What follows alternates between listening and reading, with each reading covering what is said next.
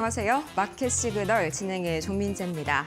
이 밤사이 뉴욕 3대 증시 생각보다는 그래도 우리의 생각보다는 다소 잘 견조하게 버텨주는 모습이었습니다.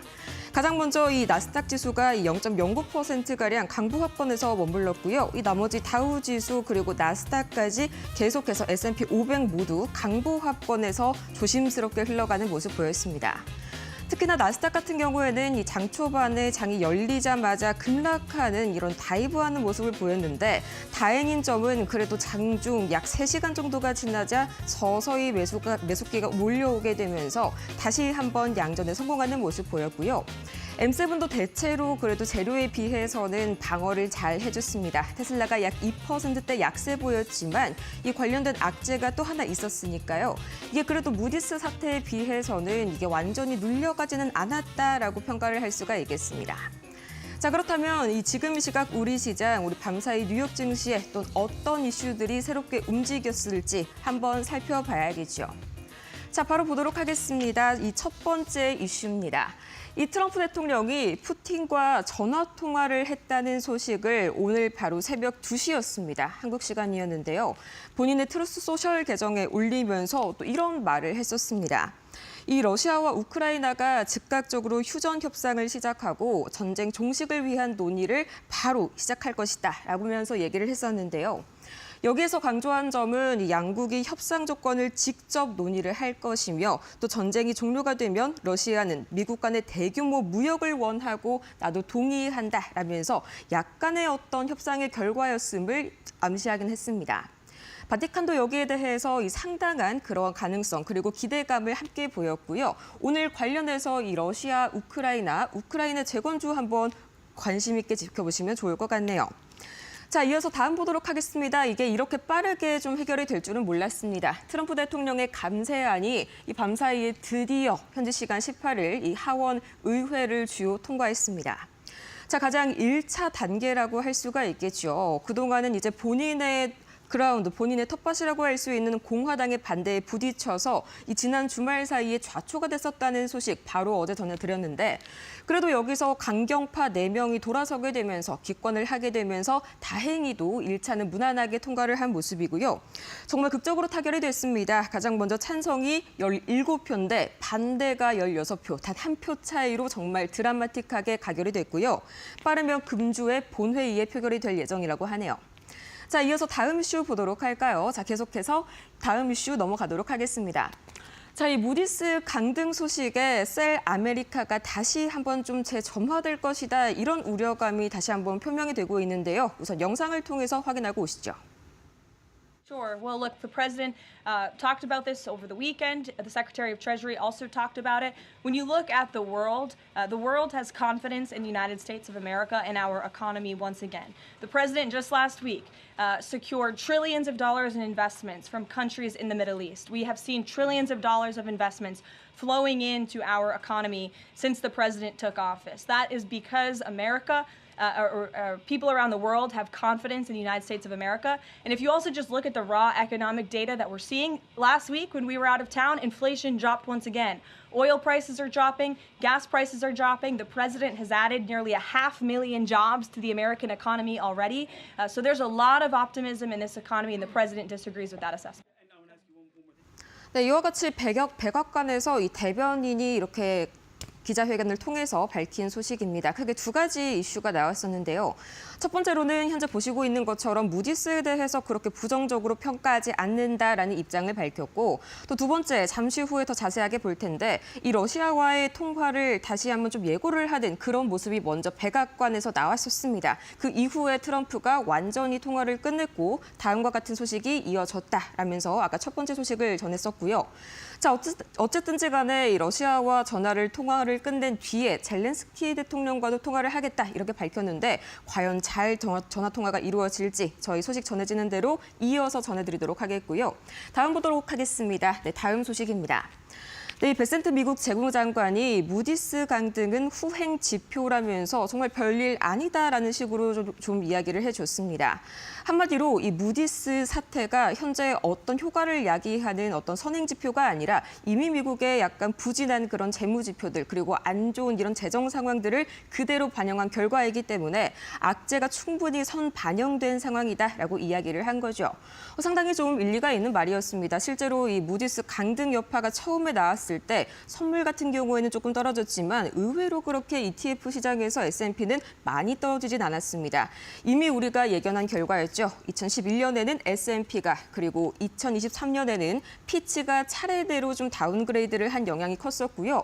우리 모두가 이미 익숙해진 재료였기 때문에 아무래도 시장이 좀 약간의 관성, 내성을 가진 게 아닌가 하는 그런 결과였죠. 자, 이어서 다음 보도록 하겠습니다. 마지막 이슈입니다. 자, 이 4월 경기 선행지수가 계속해서 좀 부진하게 나온 가운데 예상은 마이너스 0.9% 그리고 이전에는 마이너스 0.7% 얼추 좀 현재 시점에서도 비슷하게 지표가 나왔습니다. 자, 이어서 종목 이야기 자세하게 보도록 할까요? 지금 이 시각, 과연 어떤 종목들이 가장 많은 시장에 관심 얻고 있을까요?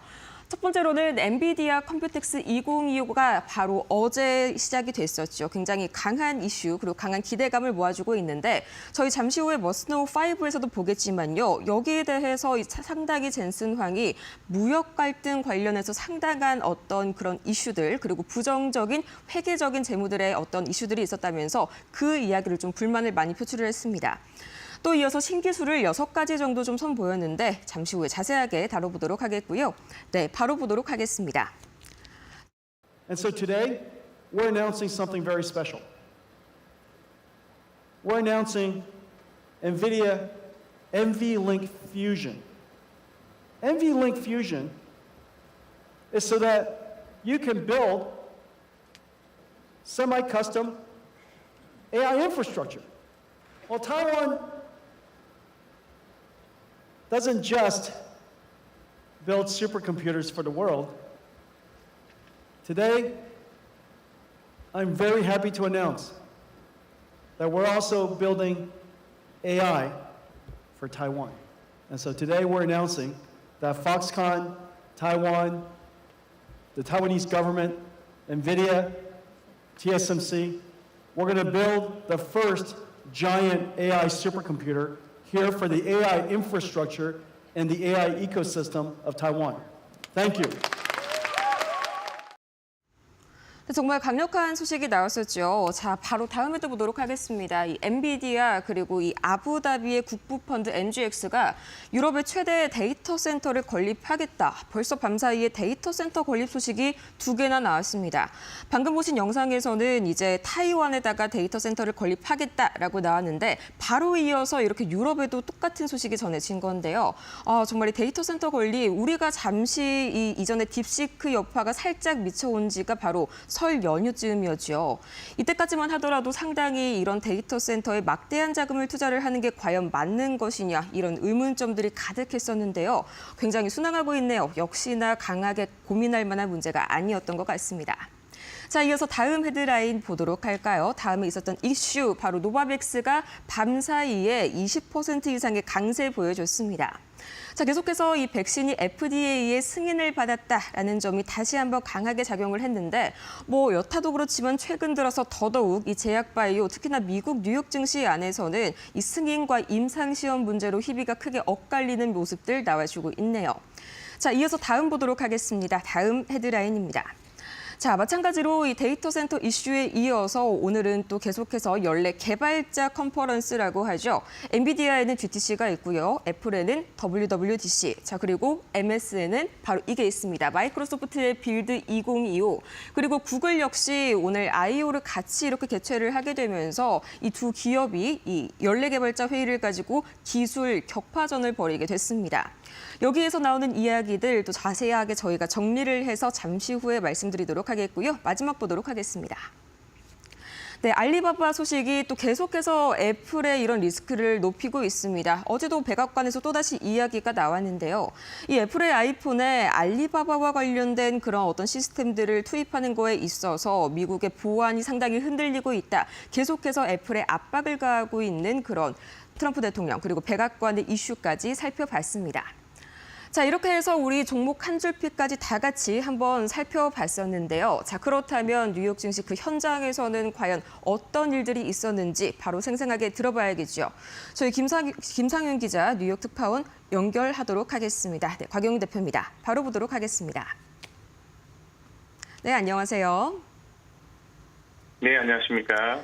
네, 안녕하십니까. 그래도 우리 밤사이에 뉴욕 증시 제 예상보다도 더욱더 좀 견조한 모습 보여줬습니다. 그래도 약간 약보합에 머물지 않을까 했는데 어쨌든지 간에는 상승부를 켜면서 좀 상당히 건강한 그런 모습 보여줬었잖아요. 밤사이에 뉴욕 증시 어떻게 보실까요? 네, 뉴욕 증시는 무디스의 미국 신용등급 강등 이슈로 하락을 했지만은 MS의 AI 전략 발표와 연준 위원들의 미국 자산 신뢰 발언에 힘입어서 낙폭을 줄이면서 반등에 성공을 했습니다.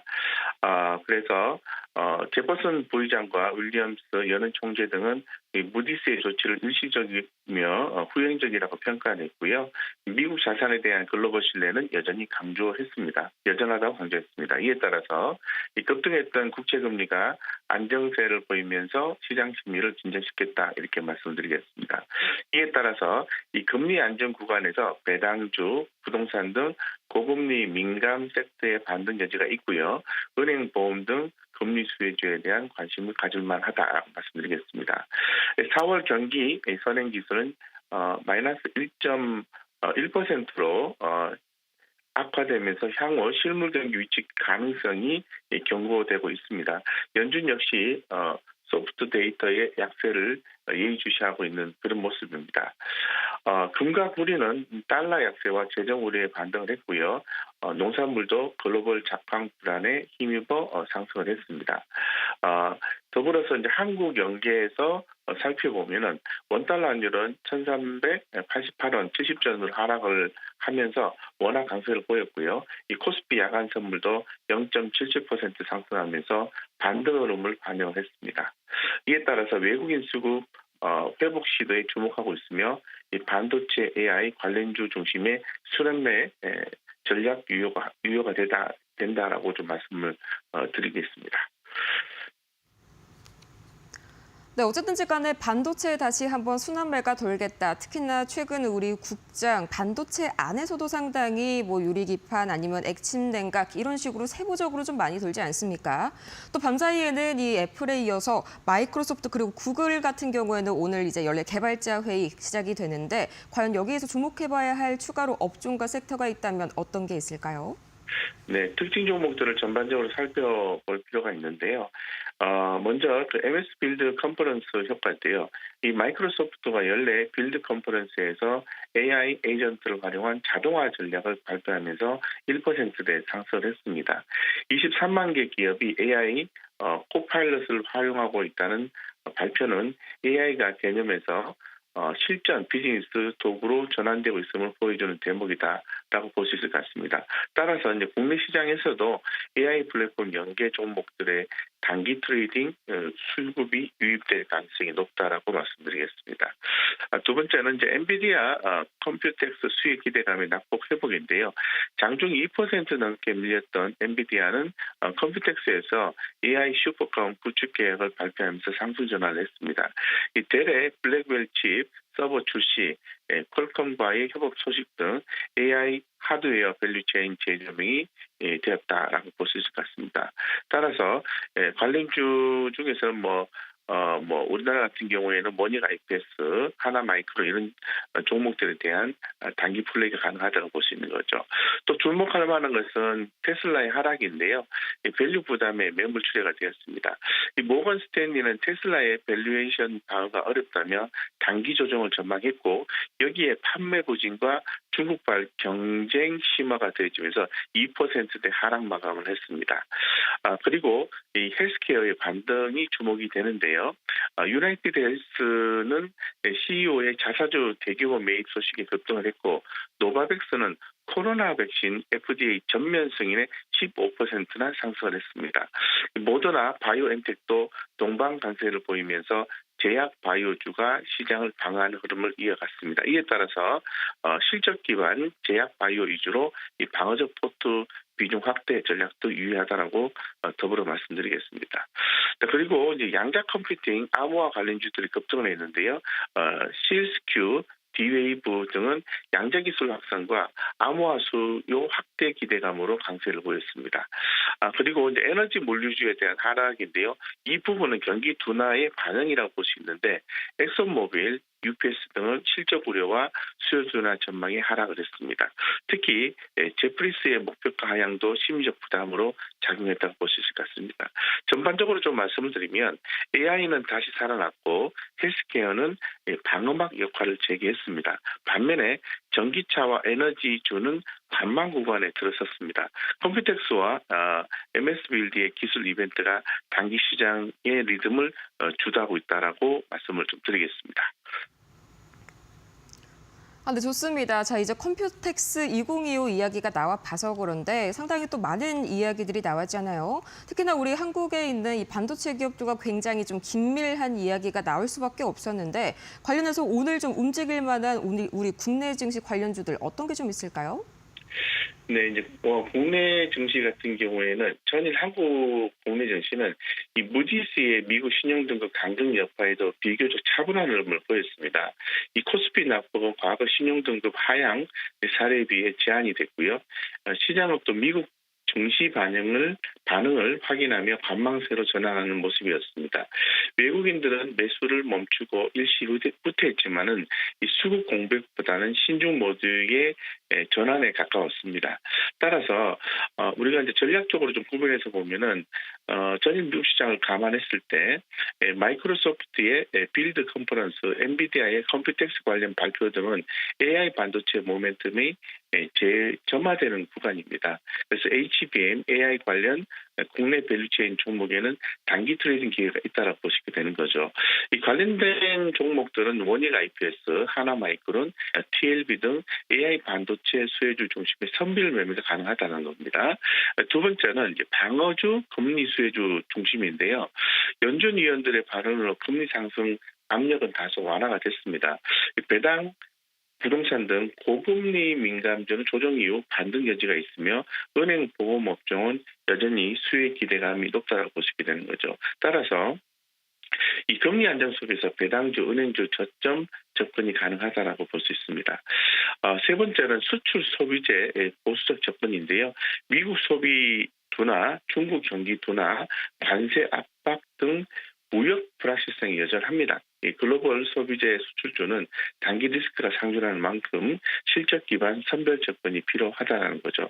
그래서 우리가 좀 간단하게 이제 섹터별로 좀 살펴보면은 2차 전지는 이제 IRA 수정안 부별로 보정 우려가 완화가 되고 납과대 종목 중심의 단기 반등이 유효하고요. 로봇 관련주는 고평가 차익 실현 압력 확대가 되고 있는 상황이기 때문에 실적 기반의 중소형 종목으로 압축을 할 필요가 있을 것 같고 헬스케어 같은 경우에는 이 글로벌 방어주 수요 확대에 따라서 제약 백신주 단기 중심 비중 확대가 진행될 것 같다 이렇게 좀 말씀을 드리겠습니다. 네, 이렇게 해서 오늘장 국내 증시 흐름까지 잘 살펴보고 왔습니다. 저희는 여기에서 매드토크 잠깐 만나보고 올게요. 네, 기자님 고생 많으셨습니다. 네, 감사합니다. 네, 감사합니다. 자, 그렇다면 다음 계속해서 매드토크 한번 이어봐 보도록 할까요? 상당히 좀 많은 이슈가 있었습니다. 무디스도 있었고 또 엔비디아 관련해서도 상당히 좀 할 이야기들이 많은데 오늘은 또 어떻게 재밌게 풀어주실지 참 기대가 많이 되네요. 이어서 만나보도록 하겠습니다.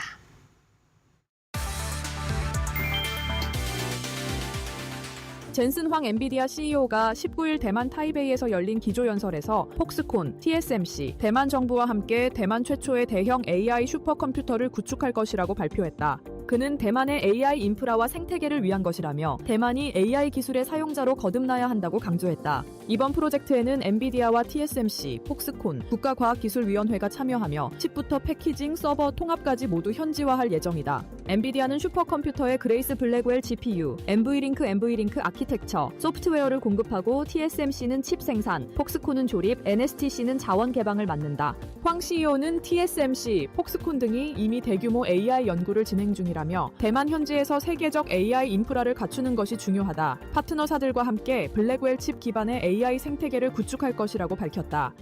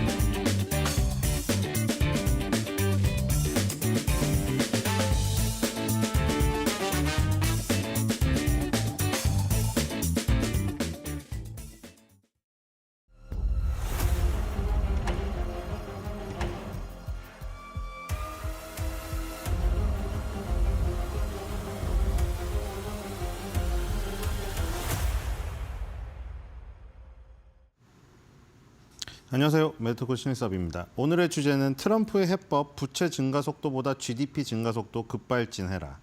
캐롤라인 레빗 대변인 카사 투자 성과 안 보이니? 스콧 베센트 트럼프 오락가락 아니고 요리조리.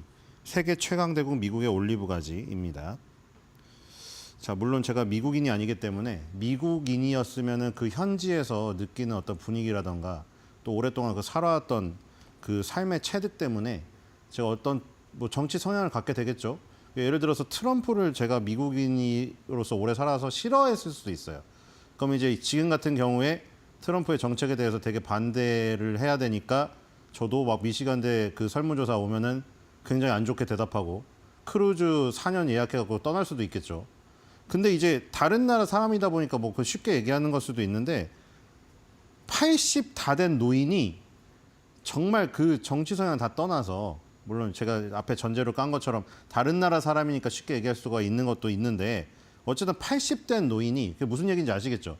거기서 만약에 제가 미국인이고 거기서 트럼프를 싫어하는 성향으로 자라왔었다면은 80 넘은 노인이 저렇게 정열적으로 일한다고 하더라도 안 쳐줄 거란 얘기죠. 근데 제가 다른 나라 사람이니까 편하게 얘기하는 건데 그 80 다 된 노인이 저 정도로 정열적으로 일하는 것은 정말 인정하고 싶다. 일단 정치 성향을 떠나서. 아니 왜냐면 저게 도대체 사람의 스케줄이 아니거든요. 제가 보기에.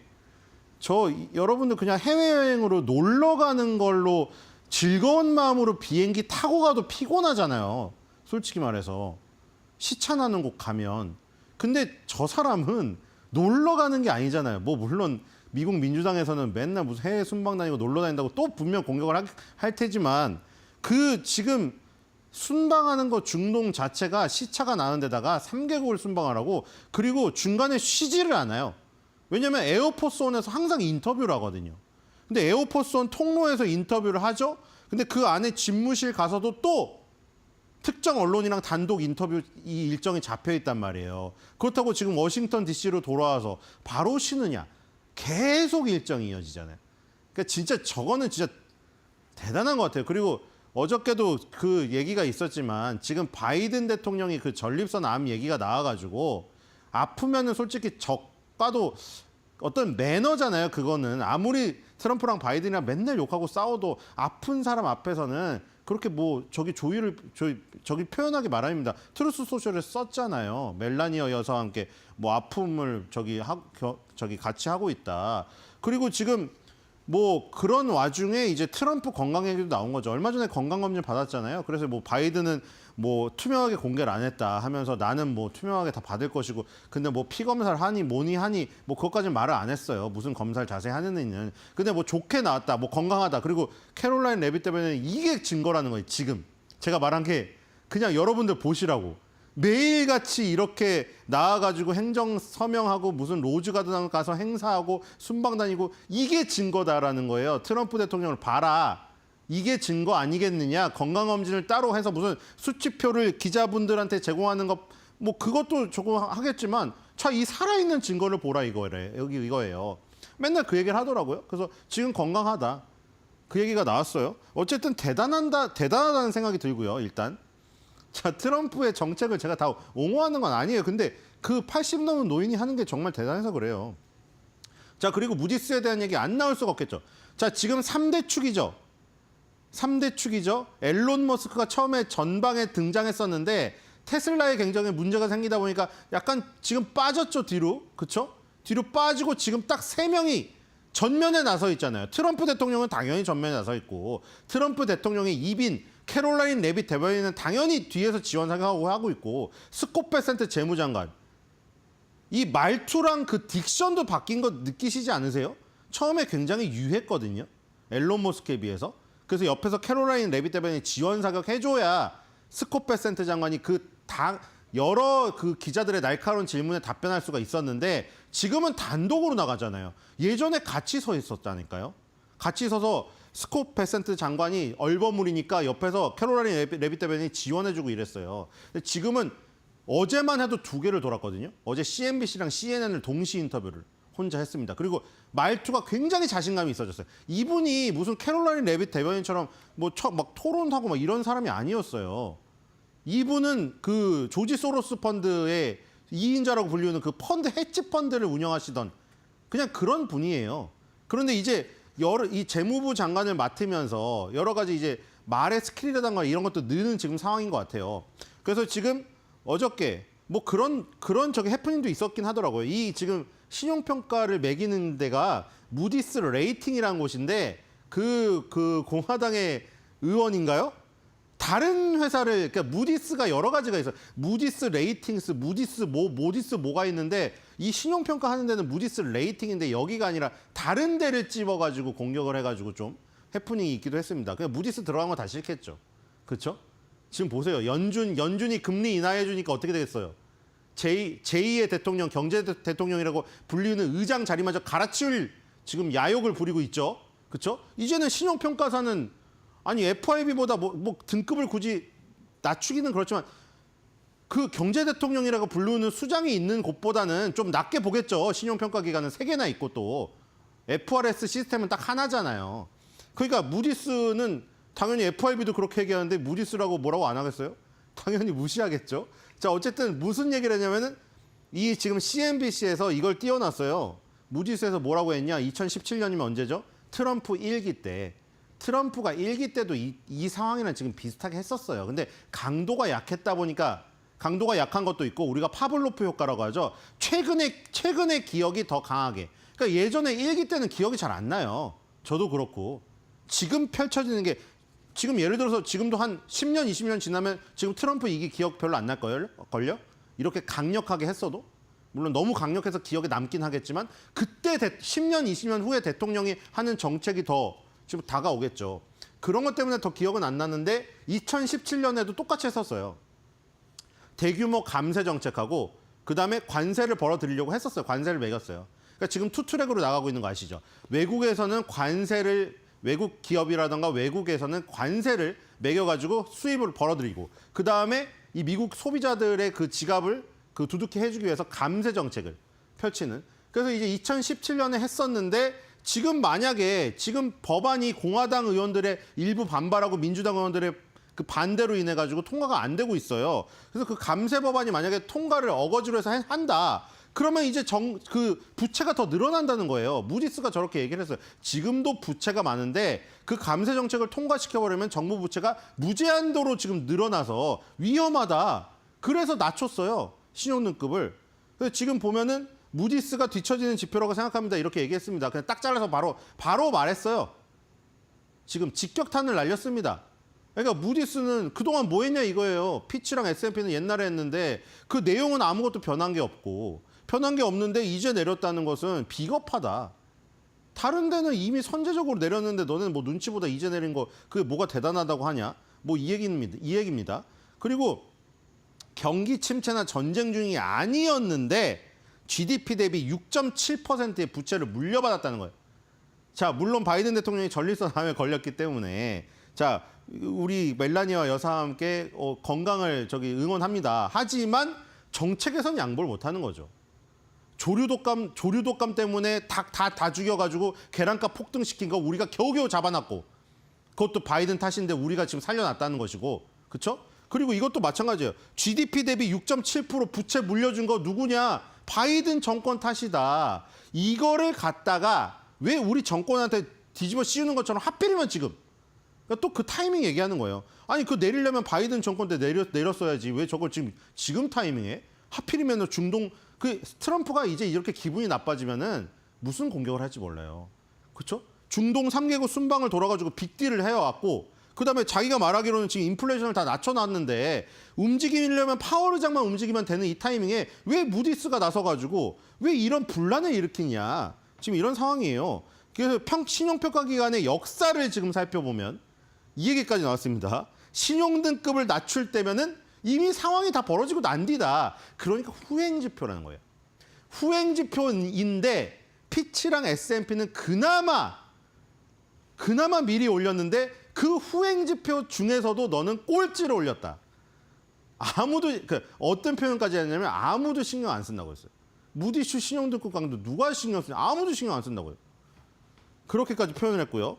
그래서 이미 시장에 나와 있는 경우가 많다는 거죠. 자, 그래서 지금 무디스를 별로 믿지 않는다. 아니, FRS 시스템도 지금 믿질 않는데 무디스 안 믿겠죠. 지금 FRS 시스템 안 믿잖아요, 지금. 의장은 바보고 거기서 나오는 보고서는 엉망진창이고 항상 느림보 거북이에 타이밍 못 맞추고 뭐 계속 그러고 있잖아요. 그렇죠? 그리고 이 법안이 현재 형태 그대로 통과된다면 아까 그 얘기입니다. 지금 트럼프의 감세 법안을 공화당 의원 몇을 설득을 하여 7월 14일이라고 했죠. 7월 14일이 독립기념일이기 때문에 그 기념을 딱 뭔가 그런 걸 좋아하잖아요. 남기기를. 독립기념일에 맞춰가지고 감세 법안을 통과시켜가지고 또 의미를 부여하고 싶은 거예요. 우리 독립기념일 날 감세 법안을 통과시켜서 내가 이 업적을 이뤘다고 하면서 또 자화자찬하려고. 그때까지 만약 7월 14일까지 밀어붙여가지고 이걸 통과시킨다고 하면은 국가부채가 3조 3천억 원에서 최대 5조 2천억 달러가 늘어날 가능성이 있다. 하지만 그 해법, 아까 전에 이거 우리가 이거 맞는 거 아니라고 깔아놓고요. 그렇죠? 깔아놓고 그럼 어떻게 하겠냐. 변명만 하지 않겠다는 거예요. 스콧 베센트는.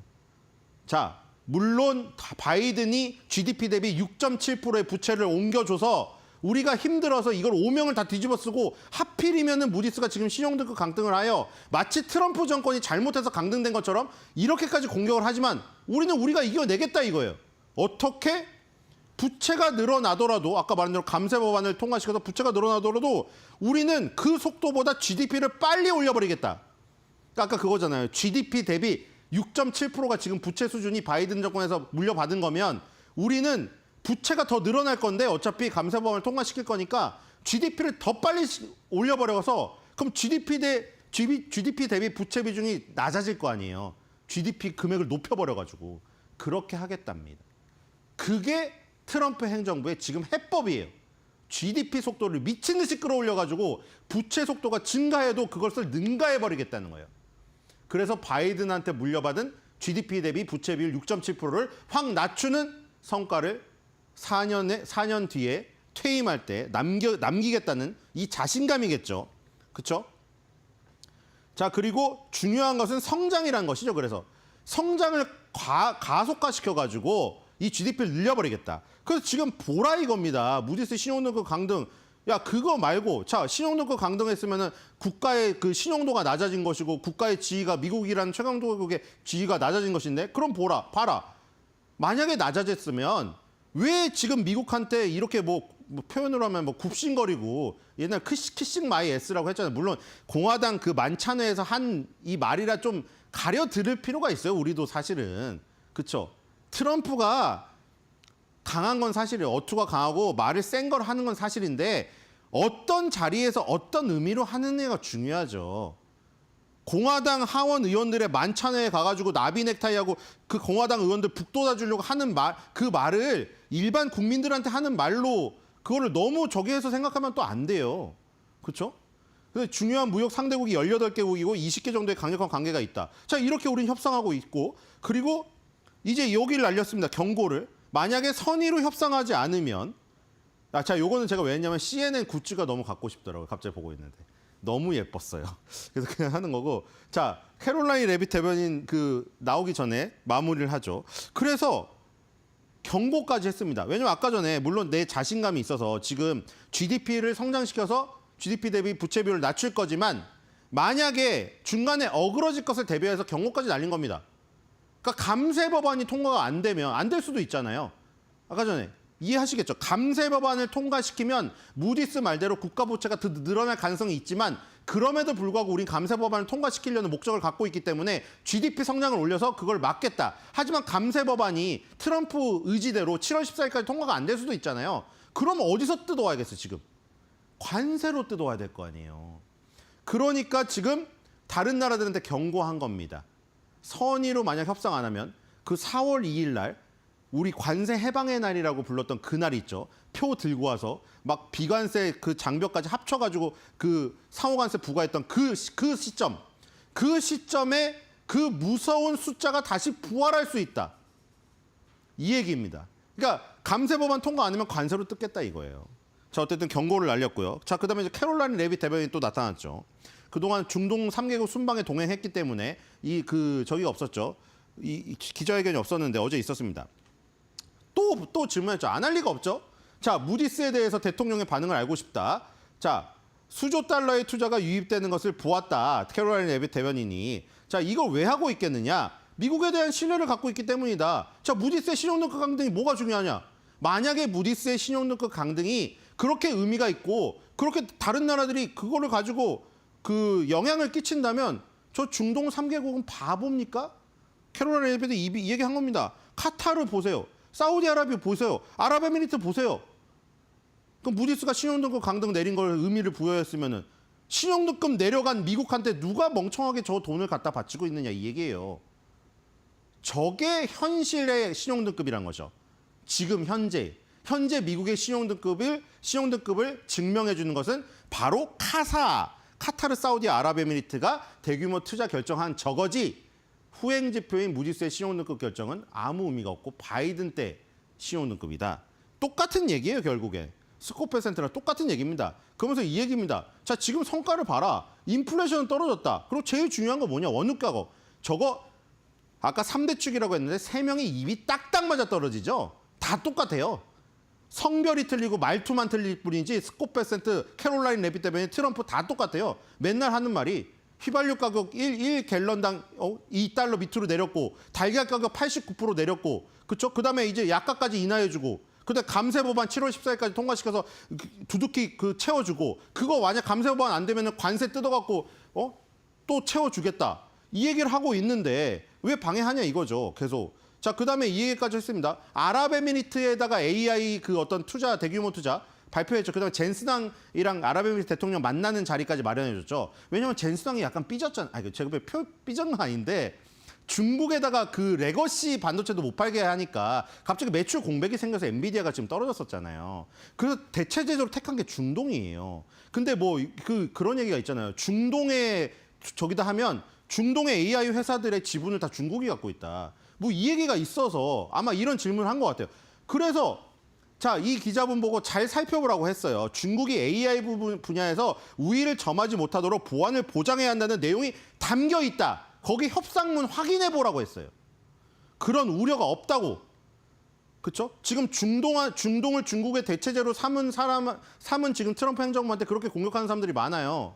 중국이 거길 다 먹고 있어서 중동한테 대체제로 엔비디아가 지금 밀어주려고 해도 그거 다 중국한테 간다. 근데 협상문에 그거 넣었다는 거예요. 우리가 바보가 아니다라는 거예요. 자, 그리고 이런 얘기까지 했습니다, 이제. 자, 어떤 협상 대표들, 중동 3개국 방문하면서 만났던 사람들 중에 이런 말을 했다고 합니다. 트럼프 대통령이 선거에서 이겼다는 소식을 들었을 때 그들의 나라가 얼마나 희망 뭐 이렇게 나오죠. 무슨 얘기냐면은 자, 이거 솔직히 트럼프를 싫어하시는 분들에게는 소름 끼칠 수도 있는데 자, 어두운 방에 불이 켜진 것 같았다고 말했습니다. 마치 간증 같죠. 어두운 방에 불이 켜진 것 같았대요. 트럼프의 당선 소식을 듣자마자. 네, 뭐 이렇습니다. 자화자찬이죠. 자, 어쨌든 자, 그다음에 스코페센트 트럼프 오락가락 아니고 요리조리. 자, 그다음에 트럼프 행정부를 공격하는 또 많은 것 중에 공통된 게 이거잖아요. 지금 트럼프 오락가락한다. 민주당 하원 의원이 그때 공격했죠. 미국 무역부 대표 보고 당신 그거 관세 발표하는 날 언제 알았냐고. 미리 몰랐죠? 하면서 트루스 소셜에 올라온 거 보고 지금 대답하시는 거죠. 트럼프랑 전혀 협의도 안 됐죠. 번갯불에 콩 볶아 먹듯이 저렇게 맨날 바꾸시는 건데 저렇게 오락가락하는 정책을 누가 따르겠습니까? 이런 거예요. 바로 그래서 그 전략적 불확실성. 말을 멋있게 하죠. 그러니까 트럼프를 반대하는 사람들 미국 민주당에서는 저렇게 오락가락하는 정책이라고 하는 것을 스코페센트나 트럼프 행정부는 이렇게 표현합니다. 전략적 불확실성. 그리고 트럼프는 저걸 뭐라고 표현했죠? 플렉서빌리티, 유연성. 이게 하나의 사안 가지고 보는 게 너무 극단적이에요. 맞죠? 지금. 너무 극과 극이죠. 어쨌든 이 트럼프 행정부나 스코페센트가 말하는 건 전략적 불확실성이라고 합니다. 왜냐하면 전략적 불확실성을 가져야 상대방이 헷갈린다는 거죠. 물론 지금 트럼프 반대하시는 분들은 그렇게 주장하겠죠. 저거 자기도 그러다 속는 거 아니야? 그렇죠? 트럼프가 자기도 헷갈리는 거 아니야? 자기가 상대방 속이려고 하다가 자기까지 헷갈리는 거 아니냐? 뭐 그렇게 얘기할 수도 있겠지만 어쨌든 지금 4월 2중 수준으로 다시 격상하겠다고 경고를 날렸고요. 중국한테만 국한된 게 아니라는 것이에요. 90일간의 중단이. 그래서 90일간 중단 이후에는 어떤 일이 벌어질지 모른다. 성의를 다해 협상하기를 바란다.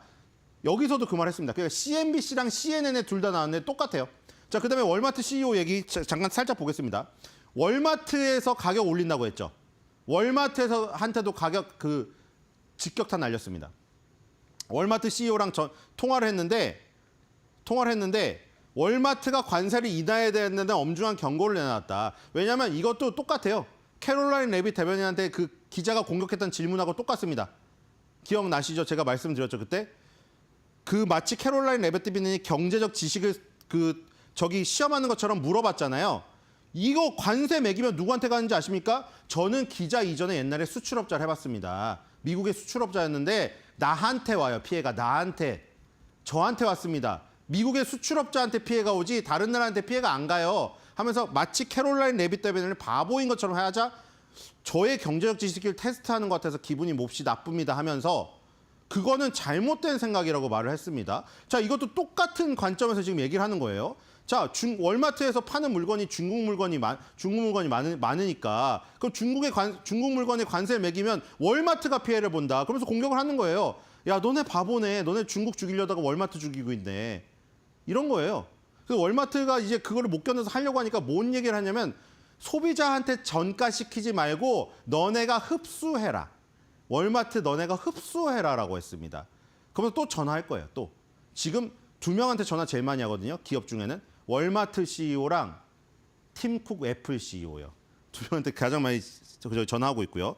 네 번째는 세계 최강 대국 미국의 올리브 가지입니다. 자, 트럼프가 독실한 크리스천이잖아요. 그렇죠? 그리고 지금 루비오 국무장관 옛날에 십자가 여기다가 검은색으로 긋고 방송 출연한 거 아시죠? 그거 합성 아니었죠? 진짜예요. 그리고 항상 회의 있을 때 기도하고 시작합니다. 그래서 성경 구절에 있는 내용을 자주 인용을 하는데 이번에도 인용했죠. 자, 이번에 중동 3개국 순방할 때 시리아 대통령 만난 거 아시죠? 시리아 그 대통령이 옛날에 현상금 걸어서 미국이 잡으려던 인물입니다. 그 시리아랑 단교했어요. 근데 시리아한테 지금 기회를 줬잖아요. 사우디아라비아 빈살만 왕세자랑 같은 자리에 앉아가지고 기회를 줬어요. 시리아 너네가 이렇게 굽신거리고 나오니까 기회 한번 주겠다. 자, 이란도 마찬가지입니다. 이란은 안 숙이고 있거든요, 지금. 이란은 안 숙이고 지금 노발대발하면서 트럼프가 우리 중동 망치고 있다고 하고 있어요, 아직도. 근데 트럼프는 기회를 아직도 갖고 있다고 이거예요. 이란 지도부가 이 올리브 가지, 그러니까 대화 제의를 거부하고 이웃 국가들에 대한 공격을 계속한다면 우리는 어쩔 수 없이 이란에 대해 최대 압박을 가하고 이란의 원유 수출 제로로 만들 수밖에 없다. 하지만 너네가 말 잘 듣고 이러면 이란도 번영할 기회가 있다고 했어요. 그걸 마치 올리브 가지로 비유를 했는데 올리브 가지 어디 나옵니까? 자, 뭐 기독교 안 다니고 성경 안 해도 노아의 방주 아시잖아요. 노아의 방주에서 이제 노아가 이제 파도가 다 이제 완만해지고 마지막에 이 비둘기가 올리브 가지를 물고 노아한테 줘요. 이 올리브 가지가 평화의 상징이거든요. 그래서 아까 올리브 가지를 평화의 상징으로 내가 던져주는데 만약에 그거를 잡는 사람은 시리아처럼 기회를 얻는 것이고 이란처럼 올리브 가지를 무시한다. 그러면 패망의 길로 간다. 내가 2가지 옵션이 있는데 2번째 옵션 쓰기 싫다고 완전히 경고장 날렸죠. 그렇기 때문에 아직도 여기서도 드러나는 겁니다. 무디스의 신용등급 강등은 숫자에 불과하다. 만약에 그게 다른 나라 국가들이 미국의 신용등급 강등, 무디스의 수치를 눈여겨서 만약에 받아들인다면 누구도 투자하지 않죠. 신용등급이 강등된 나라에다가 누가 저러고 있습니까? 그렇기 때문에 그게 지금 이 트럼프 행정부의 3대 축이 가장 계속 강조하는 것이고요. 그래서 오늘 한 줄 매듭평은 무디스에 관련된 것입니다. 자, 무디스 얘기를 너무 많이 하긴 하지만 자, 트럼프 행정부 입장에서 얘기를 하는 겁니다. 무디스의 칼날은 무디어스.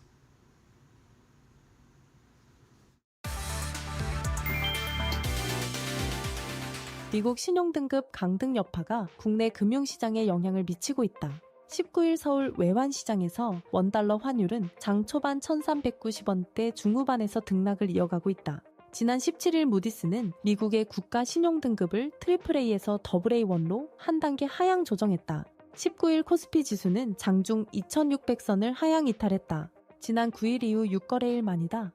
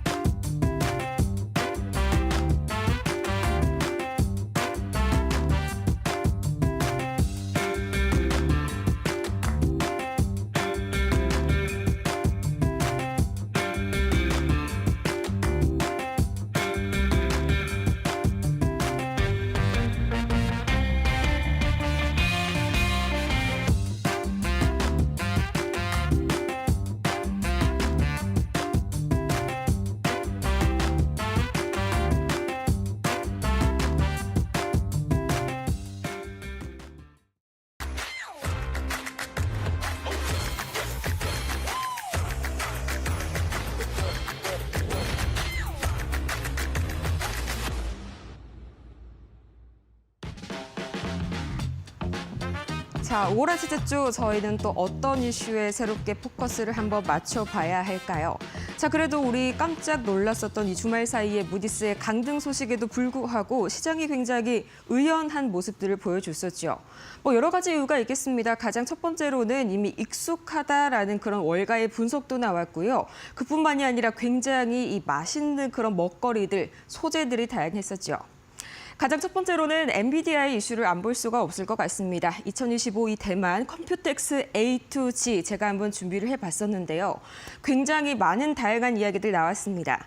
이 젠슨 황이 첫 번째로 대만 정부와 대만의 TSMC 그리고 폭스콘과 협력해서 대만을 위한 그리고 대만에 의한 AI 슈퍼컴퓨터를 구축하겠다 이런 말을 나누는데요.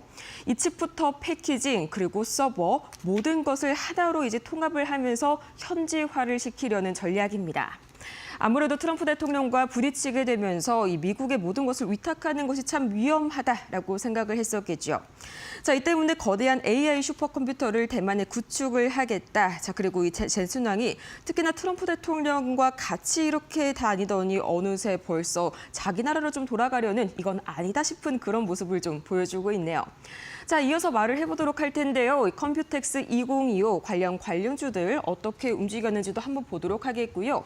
또 관심 있는 이슈들 한 가지 더 중요한 게 있어서 가지고 와 봤습니다. 바로 보도록 할게요.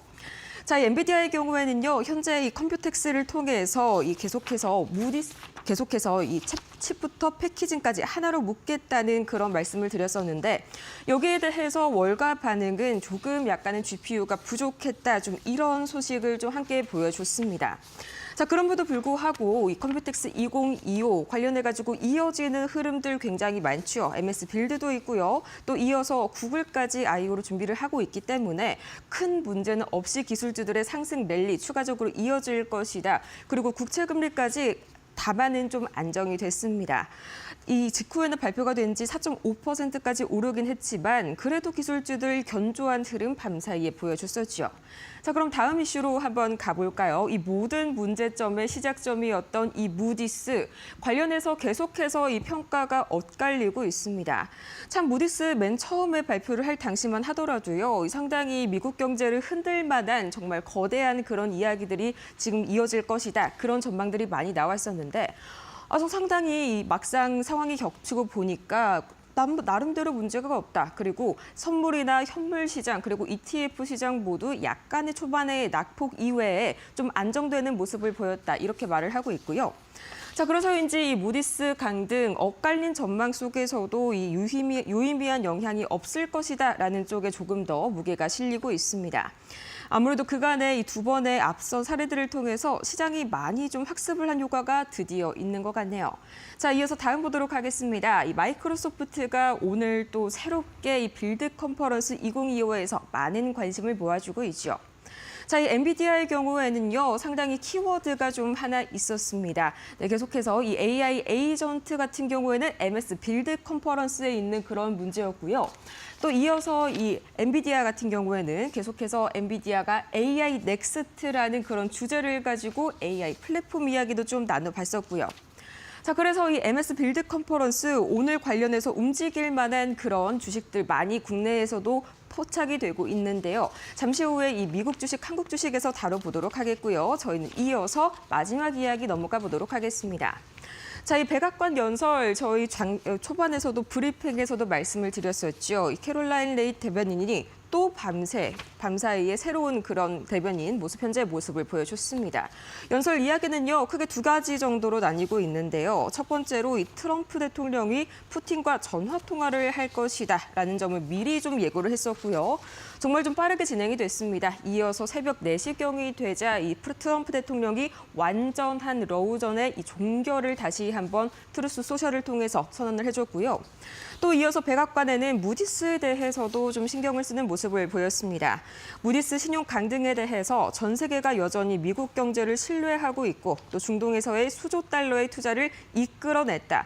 특히나 트럼프 대통령이 이번 무디스 평가에 동의하지 않는다라는 점을 특히나 강조를 했습니다. 그리고 굉장히 좀 약간 재미있는 그런 발언을 했는데요. 이 중국 생산자들이 관세 비용을 흡수할 것이다. 맞습니다. 중국과의 대치 상황에서 절대 먼저 굽히지 않을 것이다라는 말을 현재 말을 해주고 있는 거죠. 자, 이렇게 오늘 5가지 이슈들 다 같이 둘러봤는데요. 그렇다면 오늘의 이런 이슈와 함께 갈 수 있는 우리나라의 국내 증시 그리고 국내 관련주들 어떤 게 있을지 잠시 후에 만나보도록 하겠습니다.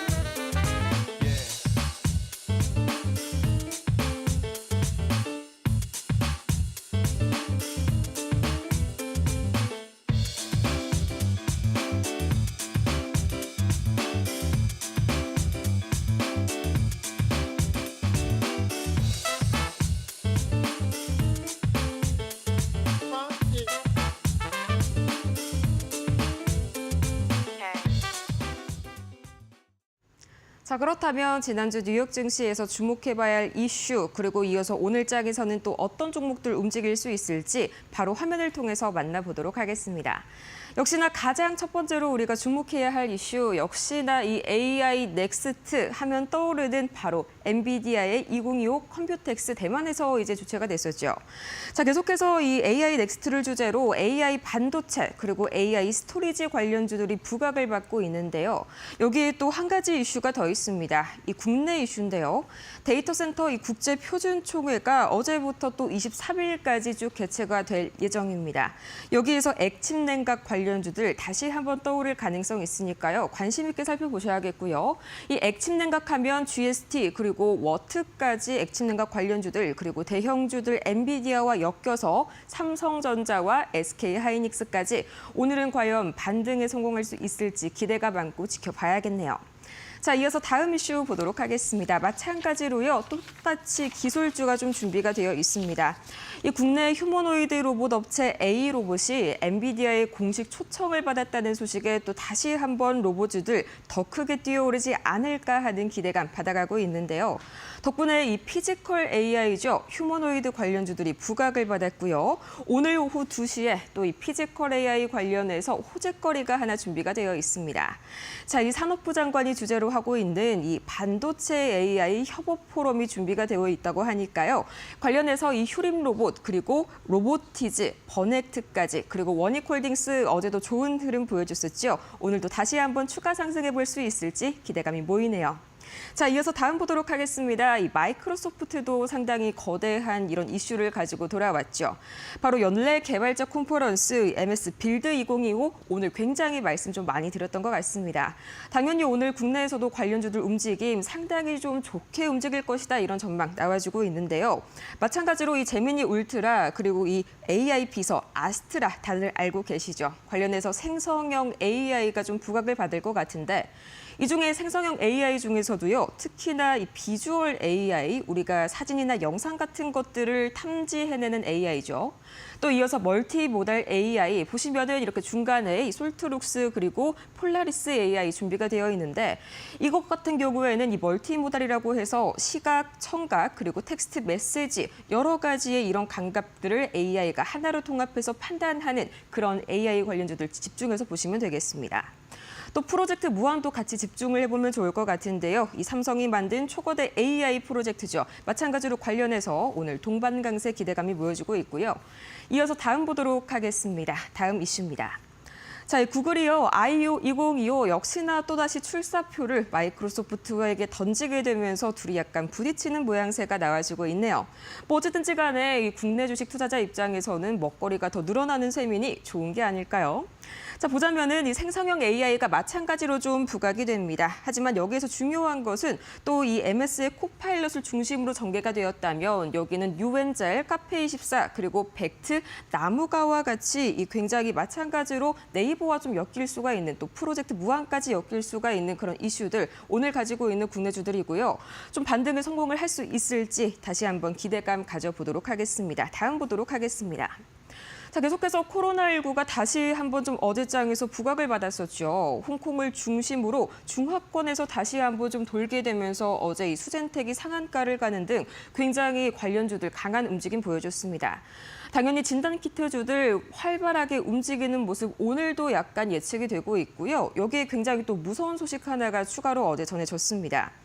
이 어제 질병관리청에 따르면 치사율이 75%에 달하는 니파 바이러스 감염증이 이르면 7월에 새롭게 1급 감염병으로 지정이 될 예정이라고 하는데요. 이 초기 증상이 굉장히 감기와 비슷합니다. 이 두통과 어지럼증으로 시작해서 신경학적인 병증, 뇌염까지 좀 번질 수가 있겠고요. 극심해진다면 혼수 상태에 빠질 수도 있다고 합니다. 자, 이 때문에 오늘도 마찬가지로 이 코로나19 관련주들 계속해서 강한 흐름 보여줄 것 같네요. 자, 이어서 마지막 보도록 하겠습니다.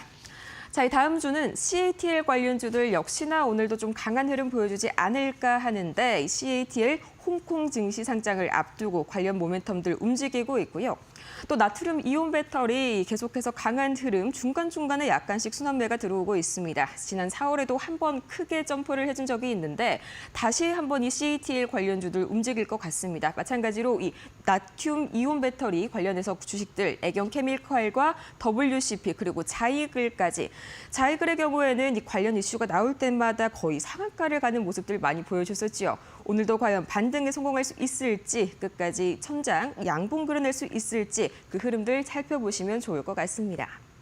자, 이렇게 해서 오늘은 이 반도체뿐만 아니라 2차 전지, 특히나 이런 나트륨 이온 관련 배터리까지 계속해서 활발하게 움직이는 그런 순환매 장세 다시 한번 시연되지 않을까 싶은데요. 자, 그렇다면 과연 오늘의 이슈들 다음에 더 집중적으로 살펴봐야 될 이슈 어떤 것 있을지 바로 만나보도록 하시죠.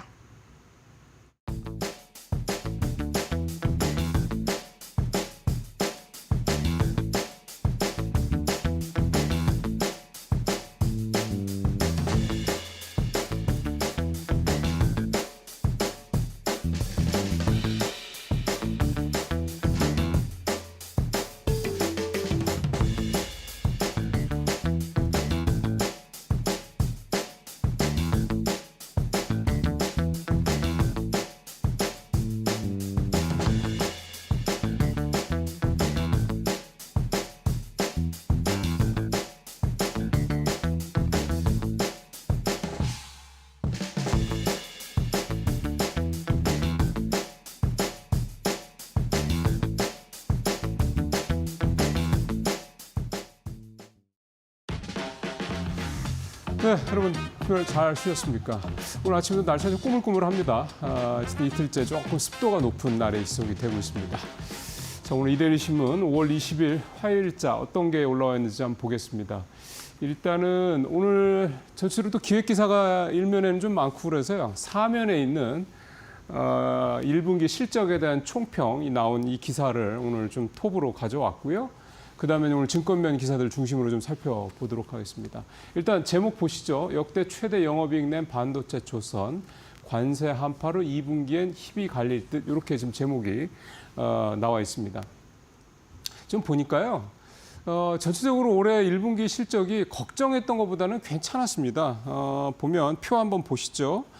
1분기 영업이익이 이제 전년 대비 23%가 증가를 해서 이제 56.9조 이렇게 이제 나왔는데 물론 이게 뭐 전체 다 한 건 아니기 때문에 이제 일부 해당 종목들만 보시면 되는 거고 지금 화면에 나오시는 종목은 이제 상위권에 있는 회사들 모습입니다.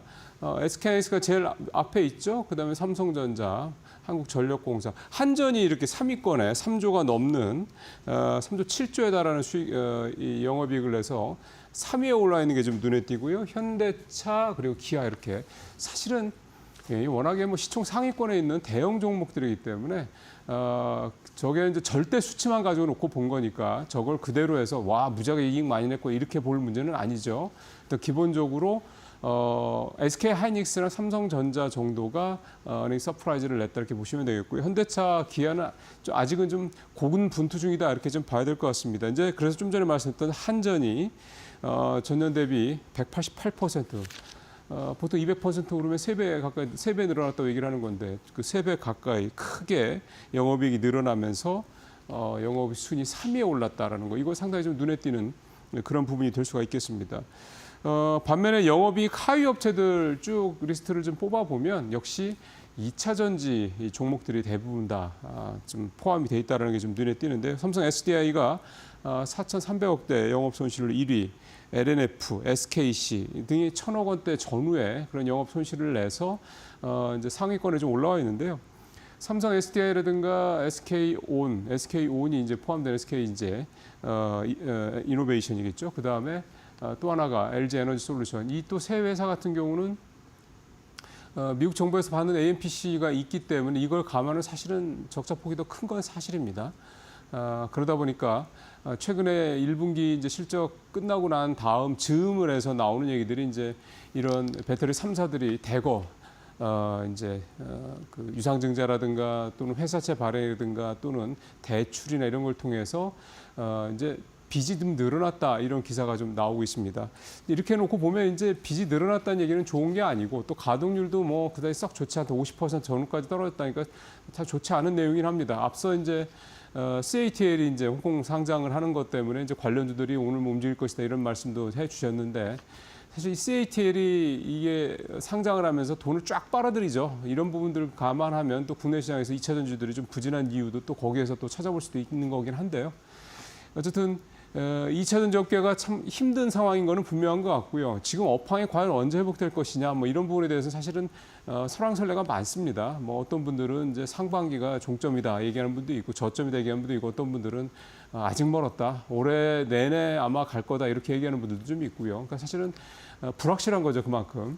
어쨌든 그런 상황에서도 미국도 그렇고 유럽도 그렇고 전기차 판매가 계속 늘어나고 있는 것만큼도 분명하기 때문에 이런 점들도 좀 보면서 그러니까 무조건 부정적인 것만 보지 말고 긍정적인 쪽도 좀 보면서 또 중국 쪽에서 나오는 얘기에 또 너무 그렇게 또 과도하게 또 뭐 어떤 그 좋게만 보실 필요도 없는 것 같습니다. 이게 어쨌든 우리가 듣는 게 내가 직접 확인한 게 아니라 미디어라든가 뭐 유튜브라든가 이런 걸 통해서 좀 전해 듣는 거기 때문에 그거를 만든 사람들의 일종의 좀 어떤 생각들 어떤 편견들, 선입견들이 들어간 상태에서 만들어지는 내용들이거든요. 그러니까 사실 제일 중요한 거는 내가 궁금하고 내가 관심 있는 섹터라면 내가 직접 데이터들을 특히 로 데이터들을 좀 찾아보는 노력. 이게 사실은 우리가 주식 투자하는 데 있어서 점점점 필요한 그런 소양이 아닌가 싶은 생각이 좀 듭니다. 증권가에서는 이제 뒷부분 얘기하면 2분기 때는 이제 본격적으로 관세 여파 미칠 것이다. 그렇게 해서 특히 수출주들은 조금 고민을 해봐야 될 필요가 있다 얘기도 좀 하고 있고요. 조선이나 반도체가 상반기엔 좋았는데 역시 관세가 본격적으로 적용이 되기 시작하면 역시 좀 봐야 될 부분이 있다. 이렇게 좀 얘기를 좀 하고 있습니다. 자, 증권면으로 가보죠. 바람 빠진 금호 빵빵해진 한국 넥센 타이어 종목들 얘기입니다. 아시는 것처럼 한국 타이어 광주 공장 화재가 엄청 세게 났습니다. 뭐 지하 이 바닥이라고 그러잖아요. 그게 꺼졌다라고 얘기가 나올 정도니까 화재가 굉장히 규모가 컸다는 얘기가 좀 되는 거고 또 하나는 한 50% 정도 이 소실이 됐다고 하니까 이렇게 절반 이상 공장이 피해가 입으면 이거를 원상복구하는 데 시간이 훨씬 더 많이 걸릴 수밖에 없는 거죠. 그래서 일단 기본적으로 시장에서는 금호타이어의 실적이 상당히 좀 영향을 크게 미칠 것이다. 연간으로 한 1% 정도 실적이 줄어들 것이다. 이렇게 얘기를 하고 있고요. 결국 시장은 그대로인데 시장이 뭐 딱히 더 늘어나지 않더라도 시장은 그대로인데 세 개 회사 중에 한 개 회사가 빠지게 되면 그 세 개 회사가 나눠 먹던 그 어떤 비중이 나머지 두 개 회사로 한 회사가 갖고 있던 비중이 두 회사로 갈 수밖에 없죠. 수입을 뭐 특별히 늘리지 않는 한 그렇게 되면 당연히 한국 타이어 앤 테크놀로지하고 넥센 타이어가 그 수혜를 받을 수 있을 것이다. 이렇게 좀 볼 수가 있겠습니다. 표 한번 보시죠. 타이어 3사 주가 추이인데요. 어쨌든 전체적으로 주가들이 좀 보시면 넥센 타이어가 가장 좀 탄력이 있죠. 한국 타이어는 주가가 아주 크게 영향을 받고 있지는 않고요. 반면에 이제 왼쪽에 위에 파랑 색깔의 이 금호 타이어는 주가가 저렇게 급락하는 그런 모습들이 좀 나타나고 있습니다. 넥센 타이어가 전에 장중에 8% 넘게, 한국 타이어도 12% 넘게 급등을 했다가 둘 다 보합권으로 마감이 되긴 했는데 그 시장에서 조금 신중하게 볼 수도 있다 이렇게 볼 수도 있겠습니다만은 기본적으로 한 회사가 이렇게 경쟁이 치열한 그다음에 그 경쟁사가 아주 많지 않은 이런 상황에서 한 회사가 이렇게 미끄러졌을 때 나머지 두 회사가 수혜를 입을 건 사실 분명하기 때문에요. 타이어 회사들은 한번 좀 지켜보실 상황이 좀 되지 않느냐. 이런 돌발 악재 이 상황에서. 그리고 앞서 말씀대로 50%, 60% 이렇게 손실이 났다고 그러면 그 공장, 특히 광주 공장이 이번에 화재가 난 이 공장 외에도 여러 공장이 있습니다만 이 광주에 있는 공장들이 금호타이어 전체 생산량의 44%가 거의 절반을 담당하고 있으니까요. 여파가 작지 않습니다. 그러니까 이런 반사이익, 이게 좀 안타까운 얘기긴 합니다만 어쨌든 이런 반사 이익에 대한 기대감도 좀 가져볼 만하다 이렇게 좀 볼 수가 있겠습니다. 예, 불닭. 불닭이 뭐 여러분들 이제 다 아시죠? 이제 국민 라멘이 됐습니다. 이 삼양식품 얘기죠. 날자 푸드주가 뛴다. 예, 이게 일종의 쏠림 현상이 될 수도 있고 또 하나는 하나의 구심점이 만들어지면서 전체적으로 같은 섹터에 있는 업종들이 동반해서 좋아지는, 물론 거꾸로 상황도 언제든지 발생할 수 있습니다만 그런 현상이 지금 우리 식료품주, 식품주에서 좀 나타나고 있는 게 아니냐 이런 기대감이 담겨 있는 얘기입니다. 잘 아시는 것처럼 삼양식품이 이제 황제주 100만 원 넘는 황제주가 됐죠. 주가 한번 아예 볼까요? 작년 5월 17일 그러니까 1년 전입니다. 1년 전에 주가가 44만 원. 지금은 어제 기준으로 115만 2천 원. 일단 기본적으로 2배는 넘어섰고요. 88만 원이 2배니까 여기에서 또 한 30만 원 더 올라갈 거니까 한 130, 40% 이렇게 주가가 뛰었다 이렇게 좀 볼 수가 있겠습니다. 그만큼 이 삼양식품이 정말 잘 나가고 있다 이렇게 말씀을 드릴 수가 있는 거고 올 들어서만 삼양식품이 50%가 넘게 올랐으니까 상당히 좀 여전히 강한 모습을 보이고 있다 이렇게 볼 수가 있는 거고요. 이렇게 삼양식품이 오르다 보니까 삼양식품에 들어가 있는 또 ETF 상품이 있겠죠.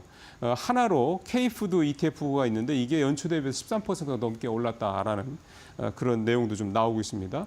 왼쪽에 이 동전 쌓아놓은 것 같은 화면 보시면 1분기 국내 가공식품 수출액인데 이제 대표적인 게 라멘이죠. 그래서 오리온, 농심 이런 회사들 같이 이제 가공식품을 만드는 회사들, 라면, 과자 이런 것들이죠. 이런 거 만드는 회사들도 순항을 좀 하고 있습니다. 오리온은 이제 초코파이로 잘 알려져 있죠. 특히나 오리온 같은 경우 매출이 1분기에 전년 대비 7%, 영업이 6% 견조하죠. 연초 대비 19%가 주가도 좀 올랐고요. 농심도 1분기 영업이익은 전년 대비 줄었습니다. 그래서 어닝 쇼크다 이런 얘기가 나왔음에도 불구하고 주가는 오히려 16% 들어서 올랐거든요. 이거는 뭐냐면 삼양식품이 저렇게 잘 나가니 농심 같은 경우도 최근에 툼바라고 하는 라면 새로 나와서 이게 좀 반응이 조금씩 좀 올라오고 있다고 하더라고요. 그러다 보니까 결국 농심이 2분기 이후에는 좀 턴어라운드를 할 것이다라는 기대감이 주가에 좀 반영이 되고 있다 말씀을 드릴 수가 있겠습니다.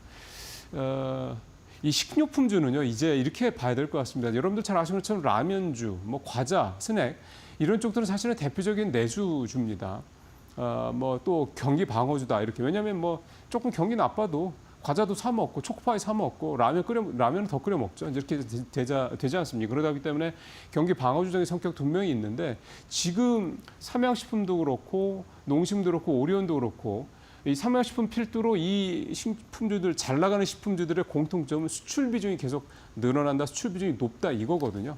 그러면 이제는 이 식품주를 내수주나 경기 방어주로 묶기에는 좀 성격이 변하고 있는 거죠. 한마디로 이제 수출주 또 성장주 개념으로 우리 이 식품주들을 좀 봐야 될 때가 됐다 이렇게 좀 볼 수가 있겠고요.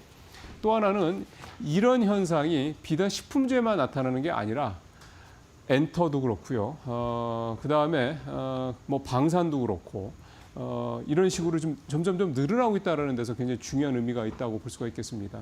그러니까 그동안에 국내에서 이제 이렇게 어떻게 보면 이제 장악을 하고 있다고 봐야 되겠죠. 근데 아시다시피 국내 시장 내수도 별로 안 좋고 또 이미 포화 상태에 있지 않습니까? 그러니까 결국 나가야 되는 건데 국내에서 쌓아둔, 국내에서 치열한 경쟁을 통해 쌓아둔 이런 어떤 힘들이나 노하우, 경쟁력들이 밖에 나가도 먹히더라 이겁니다. 화장품주도 참 그렇죠. 그러니까 이런 어떤 국내에서 잘 나가던, 그러니까 국내에서 내수주나 경기 방어주 이런 식으로 묶여있던 종목들이 이제 수출이 늘어나고 밖에서 좋은 호평을 받으면서 점점점 수출주 또는 성장주로 변모하고 있다. 이런 부분들을 이제 긍정적으로 봐야 될 거고 이런 섹터들이 하나하나 늘어갈수록 우리가 최근에 반도체나 이런 쪽에서 AID에 좀 밀린다 이런 얘기도 좀 나오고 있긴 합니다만 사실 그렇죠. 또 그런 부분들이 쉽게 한 번에 이렇게 따라잡을 수 있는 것도 아니긴 하고 이미 좀 밀린 건 밀린 겁니다. 하지만 이제 따라가면 되는 거죠. 좀 정확한 타겟 포인트 잡고 따라가면 되는 거고요. 또 정부가 적극적으로 좀 지원도 좀 해주고 하면서 가면 되는 거고요. 이런 부분들 역시 마찬가지입니다. 그러니까 이제 기존에 우리가 좀 약했던 것들이 좀 뒤따라가고 그다음에 국내에서만 강한 줄 알았던 것들이 밖에서도 잘 먹히더라. 이런 어떤 섹터들이 하나하나 늘어간다 그러면 대한민국의 국가 경쟁력은 지금도 얼마든지 해볼 만하다. 이렇게 충분히 말씀드릴 수가 있겠습니다. 오늘 마지막 얘기는 SK텔레콤 얘기 좀 말씀드리겠습니다. SK텔레콤에 대해서 민관합동조사단이 조사를 벌였고요. 그 2차 발표가 어제 있었는데 좀 충격적인 내용이 나왔습니다. 제목에서 보시는 것처럼 중국의 해커들이 SK텔레콤 서버에 3년 전에 이미 침투했었다. 이런 내용이 좀 확인이 좀 됐습니다. 표를 한번 볼 텐데요. 민관합동조사단 2차 발표 내용을 좀 종합을 해보면 2022년 6월에 악성 코드인 웹셀을 이용해서 침투를 했다. 23개 서버에서 25종이 발견이 됐다. 이렇게 해서 2,690만 건이 유출이 됐다. 등등등 쭉 있습니다. 개인정보 유출 사실은 아직도 확인이 불가하다. 유출이 됐을 수도 이런 얘기가 좀 되는 겁니다. 다만 해커 단말기가 인증키가 없다 보니까 복제폰 저장 불가능하다 이렇게 좀 얘기를 했는데요. 한마디로 종합해 보면 3년 전에 이미 이제 이 악성 코드가 심어져 있었고 이 악성 코드는 아주 그 BTF라고 그러더군요. BPF 도어라고 그러는데 이 악성 코드는 모른다고 그럽니다. 문제 사고가 터지면 그때서야 이게 코드가 심어져 있다는 걸 알게 될 정도로 이게 참 무서운 그런 악성 코드인데 이게 돈을 벌기 위한 거는 아닌 것으로 해석이 되고 결국은 이게 중국 해커 집단이 들어왔다고 그러면 정보를 좀 빼가기 위한 것이었다. 이렇게 좀 얘기를 좀 해볼 수가 있겠고요.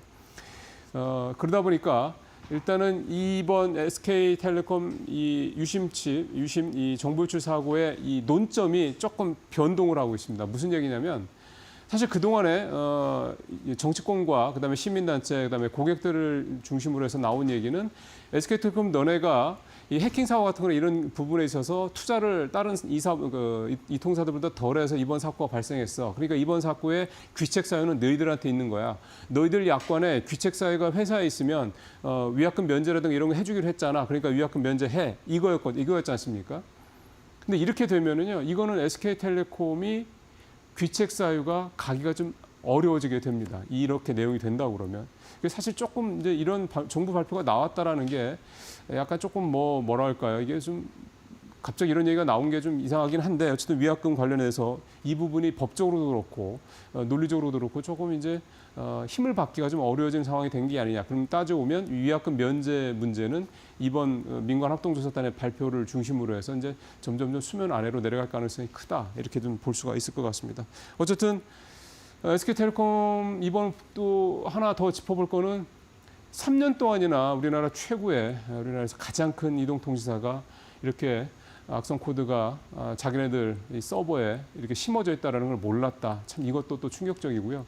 어쨌든 이번 기회를 통해서 이 통산을 뿐만이 아니라 공기업도 그렇고 기관들도 그렇고 정부기관도 그렇고 기업들도 그렇고 이 보안 문제에 대해서 좀 더 심각하게 좀 생각을 하고 좀 대응을 해야 될 때가 되지 않았나 다시 한번 좀 생각이 좀 됩니다. 네, 오늘 뉴스 브리핑 마치겠습니다.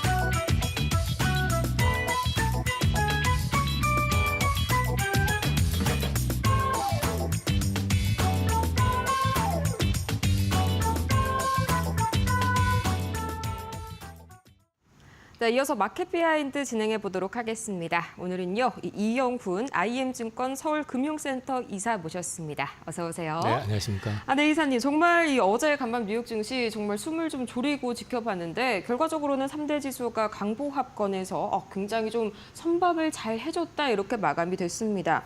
뭐 단기 충격이 있을 거다 뭐 이런 말은 원래는 있었잖아요. 근데 그 단기가 딱 3시간 정도 굉장히 좀 짧았습니다. 저는 조금 더 지켜봐야 된다는 입장이고요. 그러니까 저희가 뭐 이것 때문에 크게 충격받는다 이런 생각은 안 하는데 그래도 이 부분에 있어가지고 지금 미증시의 어떤 상황이나 위치를 놓고 봤을 때는 좀 부담스러운 영역에 진입했던 건 사실이거든요. 단기간에 좀 급등했던 것도 있고 엔비디아가 140달러, 그다음에 테슬라가 한 330달러 이상 올라온 데다가 팔란티아는 완전히 신고가를 좀 갱신하고 있던 추세였었기 때문에 이 과정 속에서 과연 지금의 어떤 상승이 정당화될 수 있느냐에 대한 노이즈도 살짝 있었던 차에 미국 신용등급 하향 조정에 대한 이슈가 나왔는데 이 이슈는 새로운 건 아닙니다. 이미 뭐 S&P라든지 피치 같은 경우는 진작에 다 신용등급 하향을 했었고 오히려 미국 국적의 기업인 무디스가 상대적으로 굉장히 미국에 대해서 우호적으로 대응을 해왔었기 때문에 뒤늦게 일단 반응이 온 건데 어찌됐든 이걸 통해 가지고 미국채 금리라든지 이런 것들이 잠시간에 좀 불안정성을 보였었던 거 이런 것들은 앞으로 조금 지켜봐야 될 부분인 것 같아요. 그래서 이게 급락을 유도한다 이런 측면보다는 기간 조정을 일단은 받게 될 가능성을 좀 보여준 거 아닌가 하는 생각이 들고요. 개인적으로는 미국 그 증시 상황 자체도 단기적으로 보면 상승 폭이라든지 어떤 이런 부분들이 그렇게 편안한 구간은 아니었었기 때문에 기간 조정은 조금 필요하지 않을까 싶습니다. 네, 어쨌든지 간에 좀 단기 조정이 어차피는 나와야 할 구간이었습니다. 또 여기에 그런 약간 의혹까지 좀 번지고 있죠. 이 무디스의 약간 배후, 그러니까 지분을 가지고 있는 기업들이 가장 첫 번째가 바로 이제 워렌 버핏이 좀 자리를 하고 있잖아요. 그래가지고 살짝 이게 약간 의도적인 것이다, 뭐 그런 이슈도 있었는데 거기에 대해서는 조금 어떻게 보실까요? 의도적이었다기보다는 저 개인적으로는 그동안 너무 미국에 대해서 우호적으로 너무 좋은 쪽으로 잘 대우해줬던 게 무디스라고 생각을 합니다. 그러니까 다른 신용평가사들은 진작에 이미 등급을 하향을 시켰었던 거고요. 미국이었기 때문에 또 미국 국적의 기업이 상당히 호의적으로 미국을 봐왔었던 거라고 저는 생각을 하는데 그것보다는 지금 사실 그 미국 국채의 흐름 자체의 어떤 변수라는 게 지금 어느 정도는 사실 좀 반영이 된 측면이 있고요. 근데 거기와 맞물려 가지고 지금 어저께 보면은 그 트럼프의 BBB 그걸 뭐 빅 뷰티풀 빌이라고 하는 그거에 이제 그 안 자체가 하원 소위 통과가 돼 가지고 하원 전체에 이제 상정이 되는 것 같은데 그 이제 감세안 관련해 가지고 역시 마찬가지로 이건 또 다른 국채 발행 그 재정 적자를 또 일으킬 가능성에 대한 이야기들이 나오고 있는 데다가 최근에 이제 관세가 90일 유예가 됐잖아요. 근데 결국 관세라는 건 또 다른 인플레의 유발 요인일 때 가능성이 높다라는 걸 갖다 어느 정도 지금 시장에서는 경계하고 있는 상황이기 때문에 맞물려서 움직이는 부분들이 오늘 하루의 어떤 흐름보다는 좀 며칠 더 지켜보면서 대응을 해야 될 가능성이 있다. 이게 심각하게 반응을 하지 않는다면은 시장은 단기 조정을 받고 추가적인 상승에 대한 어떤 그림을 그려갈 가능성이 있지만은 이게 또 의외로 좀 일정 기간 조정을 받게 할 가능성도 있기 때문에 지금은 뭐 낙관이나 비관을 하기보다는 좀 추이를 지켜볼 필요가 있고요. 전체적으로 제가 보는 지표에 대해서 4월 말인가 한번 말씀을 드린 게 있었는데 그 중에 이제 키포인트가 엔달러 환율인데 지금 엔달러 환율은 여전히 견조한 상황이 됐고, 그러니까 달러가 지금 강세적인 입장에 돼 있죠. 지금 147엔 가까이 돼 있는 것 같은데. 144엔인가요? 근데 지금 그거에다가 또 맞물려 가지고 미국채 10년물 같은 경우도 어저께 4.5를 돌파했다가 다시 이제 하향됐고 30년물이 5% 돌파했다가 다시 그 밑으로 내려왔거든요. 그래서 단기적으로는 경계선에서 지금 숨을 좀 고르는 모습이기는 한데 이 미 국채 수익률 추이를 좀 지켜볼 필요가 있지 않을까 싶습니다. 네, 그렇습니다. 저도 어제 정말 이 단기적이지만 이 굉장히 미국채 30년물이 거의 뭐 5%를 돌파했다 이 소식을 듣고 너무 놀라가지고 이제 주변에 좀 이야기를 한 그런 경험이 어제 있었는데, 자 그러면 또 이것도 굉장히 좀 중요하겠죠. 이제 등급이 강등이 된다면 셀 아메리카 기조가 사실 지난 뭐 3, 4월 연초 때도 살짝은 좀 있었잖아요. 이게 다시 좀 재현이 되지 않을까 하는 그런 공포감이 있었는데 뭐 어쨌든지 간에 뭐 달러 같은 경우에는 백선이 잠시 무너졌지만은 잘 회복을 해줬습니다. 이런 부분은 좀 어떻게 보실까요? 그러니까 셀아메리카가 이걸로 인해서 기조가 강화된다고 생각은 안 해요. 이건 어느 정도 시장에는 예고가 됐었던 부분이기 때문에 그게 강화가 된다기보다는 그 이전부터 기조 자체가 이제 달러 약세를 좀 유도하려고 하는 트럼프 행정부의 어떤 입장이라든지 그리고 이제 미국채에 대한 어떤 신뢰라든지 이런 부분들이 많이 최근에 이제 훼손이 되는 그림들이 있었기 때문에 미국에 대한 투자 비중 자체를 좀 줄이려고 하는 욕구는 그래도 계속 될 가능성이 있다고 보는데 그 강도가 이제 강하냐 약하냐의 어떤 차이일 뿐인 거지 그게 뭐 당장에 이것 때문에 오히려 뭐 셀아메리카의 어떤 기조가 강화된다 이렇게 말씀드리는 거는 저는 좀 제한적이라고 생각을 하고 있고요. 어쨌든 저는 지금 뭔가 편치 않은 상황에서 조정받을 타이밍에 이런 이슈로 인해 가지고 자연스럽게 조정을 받는 그림이 되지 않나 그렇게 현재는 보고 있습니다. 네, 어쨌든지 간에 이 구간 자체가 약간의 눌림목을 형성할 수밖에 없었던 구간이었다. 이렇게 좀 말씀을 잘 정리를 해주셨고요. 이어서 모멘텀적인 부분도 같이 봐야겠죠. 정말 이번 주는 뭐 AI 주다 이렇게 봐도 무방할 만큼 이벤트들 정말 좀 많이 포진을 하고 있는데 제일 먼저 봐야 될 게 이 컴퓨텍스 2025 관련해서 기조 연설이 또 하나 있었잖아요. 이 GTC 기조 연설을 좀 잘 아시는 분들은 많으시겠지만 또 컴퓨텍스 기조 연설에서 어떤 이야기 나왔을지 좀 한번 톱파봐야 될 것 같은데요. 어떤 측면에 조금 더 중심을 둬서 집중을 해서 보셨을까요? 저는 그냥 한마디로 말씀을 드리면 nothing new. 그러니까 뭐 새로운 건 없었다. 그렇게 일단 말씀을 드리고요.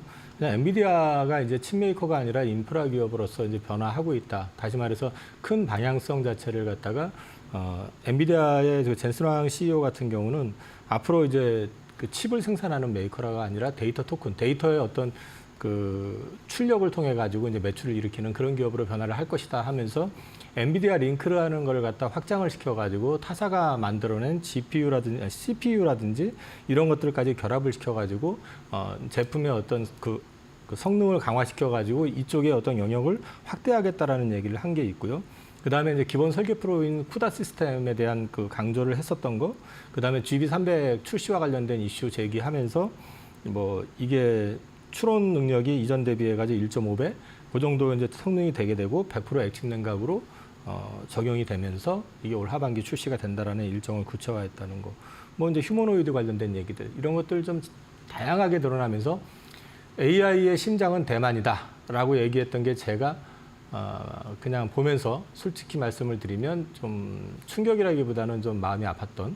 그러면서 동시에 한국 반도체의 위상이 그만큼 많이 떨어졌구나를 갖다가 다시 한번 되돌아보게 된 그런 시간이 아니었나 싶습니다. 네, 맞습니다. 사실 계속해서 뭐 nothing new라고 하니까 GTC 2025 생각이 좀 나네요. 그때 당시에도 뭐 베라루빈이 나오겠다 이런 이야기들이 많이 나왔었는데 결과적으로는 뭐 딱히 새로운 게 없어가지고 매물이 상당히 출회가 됐잖아요. 뭐 이번에도 비슷한 흐름으로 흘러갔던 것 같습니다. 자, 그런데 마침 또 말씀을 해주신 게 또 우리나라의 삼성전자 또 마음 아픈 약간 손가락이다 이렇게 좀 생각을 해볼 수가 있을 것 같아요. 매번 엔비디아 이슈가 좀 나와줄 때마다 그래서 납품 언제 할 건데 이런 좀 압박을 많이 받고 있는데 벌써 시간이 좀 이렇게 다 많이 흘렀네요. 어떻게 보실까요? 근데 이런 얘기 하는 것 자체도 사실 자존심 상하거든요. 저 개인적으로도 자존심 상하는 게 예전에는 삼성전자 앞에 엔비디아가 와가지고 줄을 서가지고 물건을 사가는 상황이었었고 삼성전자한테 협력을 많이 요청하는 구조였었는데 지금 180도 바뀌어가지고 삼성전자 물건을 받아주네 마네 하는 거에 대해서 우리는 언제 받아줄까 하고 목을 메고 있다는 것 자체가 좀 불쾌한데 아무튼 지금 이게 현실이 돼버린 상황이다 보니까 좀 답답하긴 합니다. 근데 이 승인 여부 관련해가지고는 지금 삼성 쪽에서 언론을 통해가지고 그동안 얘기했었던 부분이 안 됐죠. 그러니까 이 부분에 대해서는 사실은 이제는 실제로 승인 여부가 나는 거는 뭐 젠슨왕의 입을 통해서 나올 가능성보다는 저는 삼성을 통해서 확인을 하는 수밖에 없다라는 게 개인적인 생각이고요. 젠슨왕의 입을 바라보고 있으면서 주가가 설레발을 치는 것 자체가 사실 좀 자존심 상하는 얘기이기 때문에 이제는 삼성전자에서 입장을 밝혀주는 게 더 명확할 것 같습니다. 제가 정말 궁금했던 그리고 하고 싶었던 이야기를 맨 마지막에 좀 해주셨네요. 정말 아직까지도 좀 납품이 안 됐다니 1년 전에 이 사실을 알았더라면 정말 믿지 못했을 것 같습니다. 자, 그렇다면 이어서 이 조기 대선 이야기로 넘어가 봐야겠죠. 정말 시간이 어느덧 얼마 남지가 않았습니다. 바로 정말 앞에 있는데 여전히 국장에서는 이 정책 수혜주들이 관련 모멘텀으로 순환매가 돌고 있습니다. 뭐 AI도 그렇고요, 교육 관련주도 그렇고요. 계속해서 이번에는 약간 후보들이 하나로 초점이 모아지는 그런 느낌들이 드는데 다음 수혜주 과연 누가 될까요? 근데 이제 이런 정책 토론회 내용이라든지 그다음에 이제 대선 공약 이런 것들을 보게 되면은 다분히 좀 추상적인 얘기들을 하고 있는 거고요. 거기에서 이제 시장에서 관심을 가졌던 거는 결국 전력 인프라와 관련돼 가지고 원전이냐 그린 에너지냐 이걸 가지고 서로 이제 얘기들이 많았던 것 같은데 결과만 말씀을 드리면 결론적으로 말씀을 드리면은 그린 에너지라든지 원자력 같은 경우는 버릴 수 있는 어떤 하나를 선택할 수 있는 영역이 아니라 전력 산업의 안정성을 위해서라도 둘 다 가져가야 되는 그런 영역인 건 확실한 것 같습니다. 거기에 더해가지고 지금 글로벌 트렌드 자체가 원전 같은 경우는 이제 미국을 중심으로 해가지고 그 SMR 쪽으로 해가지고 영역 자체를 굉장히 키우려고 하고 있고 2040년까지 연평균 성장률 30%대를 얘기하고 있는 상황이고 그린 에너지 같은 경우는 이제 요즘 말이 좀 많이 줄어들긴 했지만 아리백 이슈도 있었고 그 다음에 또 이제 그 탄소 제로 문제도 있고 또 최근까지 계속 진행되어 왔었던 어쨌든 그린과 관련돼 가지고 투자와 관련됐었던 부분들이 있기 때문에 이거 역시도 우리도 소홀할 수 있는 입장은 아닌 거고 또 그다음에 미국 대통령 하나 바뀌었다고 해서 갑자기 또 정책이 이렇게 바뀌는 상황에서 또 트럼프만 믿고 바라보고 또 그걸 또 방치할 수도 없는 거기 때문에 이 부분에 있어서는 사실 뭐가 옳다 틀리다의 문제가 아니라 어차피 가져가야 될 부분이기 때문에 그린 에너지와 관련된 부분들은 계속 될 가능성이 높다고 봐야 될 것 같고요. 다만 한 가지 그렇다고 해서 국내 투자를 활성화한다고 해서 우리나라의 그 그린 에너지라든지 원자력 관련된 주식이 오른다라고 보시면 안 되고요. 이거는 글로벌 트렌드하고 같이 보셔야 될 것이고 글로벌 시장 자체의 확장성, 그다음에 미국의 중국 견제 이런 것들이 맞물려 가지고 움직이는 거기 때문에 지금은 단기적으로 좀 과열 구간 들어가 있기 때문에 당장 쫓아 사라고 말씀드리긴 좀 부담스럽고요. 하지만 일정 기간 조정을 좀 받게 되면 여전히 기회는 있을 것 같습니다. 네, 그중에서도 좀 제일 궁금한 게 저는 태양광주가 좀 궁금하더라고요. 이게 트럼프 대통령이 딱 당선이 됐을 때만 해도 태양광주는 뭐 이제 운명이 다 했다. 이런 이야기들이 많이 나왔는데 또 최근 흐름을 보자면 본인이 이제 선거 유세를 할 때 그렇게 비난을 했던 거에 비해서는 그렇게 막 세게 타격을 하지는 않는 그런 분위기네요. 태양광하고 풍력하고 비교를 하면 트럼프 대통령이 개인적으로 극단적으로 싫어하는 거는 풍력입니다. 풍력 관련해 가지고 뭐 별소리를 다 했었습니다. 그 발전기 돌아가는 소리에 뭐 새가 죽는다는 소리도 있고 별소리를 다 했었지만 어쨌든 풍력에 대해서는 여러 가지 노이즈가 있었고 과거 뭐 자기 경험도 있었던 것 같은데 태양광과 관련해 가지고는 사실은 선거 중반 이후에 말을 좀 바꿨습니다. 그러니까 태양광의 이제 필요성 같은 것들도 얘기를 했었고요. 태양광 같은 경우는 좀 훌륭한 비즈니스다라는 얘기도 했었습니다. 그리고 더해가지고 어차피 그린 에너지 쪽으로 해서 풍력과 태양광을 가져가는데 둘 중에 하나를 선택을 해야 되는 문제는 아니지만 트럼프 입장에서는 둘 다 버리기에는 부담을 여전히 느낄 수밖에 없는 상황이었었고 상대적으로 태양광이 설치를 하는 시기라든지 기간이라든지 어떤 이런 측면에서 비용적인 측면에서도 그렇고 공기를 좀 단축할 수 있는 부분이 있기 때문에 태양광에 대해서는 상대적으로 우호적인 측면이 있고요. 여기에 더해가지고 이쪽 시장 역시도 대부분이 중국산이 장악을 하고 있는 시장이기 때문에 미국 입장에서도 중국을 견제를 하고 중국의 어떤 태양광의 그 글로벌 확장을 막기 위해서라도 미국 자체적인 산업을 키워야 된다는 측면에서 봤을 때도 태양광에 대해서는 관심을 계속 갖게 될 가능성이 높다라고 저는 보고 있습니다. 그래서 태양광 관련된 부분들은 최근에 주가가 굉장히 좋았는데 그거는 뭐 차트를 보시면 아시겠지만은 상당히 오랜 기간들을 동안을 바닥에서 꼼짝을 안 하고 움직이질 않고 있다가 지금 갑자기 태양광과 관련돼 가지고 중국의 이제 대한 관세 문제, 동남아 쪽으로 이제 우회하는 것까지 다 차단하는 이런 이슈들이 나오면서부터 부각을 받기 시작한 거기 때문에 이거는 단기적으로 또 오버슈팅한 감은 분명히 있습니다. 근데 이것이 이것으로 끝이 난다기보다는 조금 더 진행이 될 가능성은 저는 충분하다고 보고 있기 때문에 기간 조정을 받고 나신 뒤에는 여전히 관심을 가져보셔도 괜찮을 것 같습니다. 좀 기간 조정을 가지고 나서는 좀 괜찮을 것 같다. 좀 명쾌하게 이야기를 많이 해주셨네요. 자, 그러면 이어서 이 정책 관련주들 비단 뭐 에너지만 있는 게 아니죠. AI도 있겠고요. 뭐 로봇도 있겠고 이어서 뭐 조선, 건설 이렇게 있겠는데 특히나 저는 좀 궁금한 게 이제 로봇 같은 경우에는 저희가 일군이라고 하기에는 조금 아쉬운 측면이 있잖아요. 대신에 조선은 좀 우리가 뭐 상당히 우리를 대체할 수 있을 만한 국가가 없지 않을까 싶은데 이런 것들 관련해서의 움직임은 어떻게 봐주실까요? 말씀하신 것처럼 로봇 산업, 특히 휴머노이드 쪽 관련해가지고는 우리는 선진국이 아니라 후진국입니다. 실제로 보면은 중국하고 일본의 수준에 한참 못 미치는 상황이고요. 일반 로봇 산업 쪽에서도 협동 로봇이라든지 산업용 로봇 같은 경우도 일본하고 중국에 여전히 완전히 뒤져 있는 상황이거든요. 그러니까 후발주자라고 보셔야 되고, 언론에서 자꾸 이제 휴머노이드 얘기를 하고 너도 나도 또 재벌 대기업에서 또 휴머노이드 사업 진출 얘기를 하니까 이게 마치 당장에 될 것처럼 기대들을 하는데 사실상 우리나라 국내 업체 가운데서 휴머노이드와 관련해가지고 제대로 된 것을 보여준 사례가 아직은 없습니다. 비슷한 모습을 보여줬던 건 레인보우 로보틱스라고 해서 삼성이 출자한 회사에서 어느 정도 휴머노이드와 관련된 부분들을 보여준 것 외에는 실제적으로 없기 때문에 아직은 기대감에 대한 부분이 더 크다라고 보시면 될 것 같고요. 이 산업의 성장성은 분명한데 그 성장을 우리가 같이 공유를 하기 위해서는 앞으로 우리 기업들이 더 많은 투자와 언론 플레이보다는 더 많은 투자가 진행이 돼야 될 거라고 저는 보고 있습니다. 그나마 기대할 수 있는 거는 우리나라의 현대차 그룹이 지금 미국에 출자해 놓은 보스턴 다이나믹스라고 하는 회사 자체는 그래도 견뎌볼 수 있을 만한 휴머노이드 로봇 회사다라는 측면에서는 우리나라도 그나마 좀 자존심을 좀 세울 수 있는 부분이 있는 것 같고요.